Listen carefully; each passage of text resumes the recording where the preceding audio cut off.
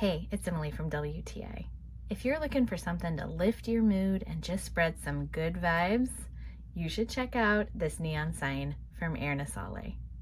This sign is so fun, and these neon signs come in a lot of really fun and cheerful options. These LED neon signs are a great alternative to classic fluorescent neon signs. They use way less energy and they don't get hot, so they're much safer. They are a simple USB plug and play, and they will last you a very long time. I took this sign to my friend's graduation party, and it was such a fun flair to add to the decor. The neon light is so bright, it stands out as like such a fun party favor. They're a really good value, so I think they would make an awesome way to spice up any different kind of theme of party because you can choose from so many options.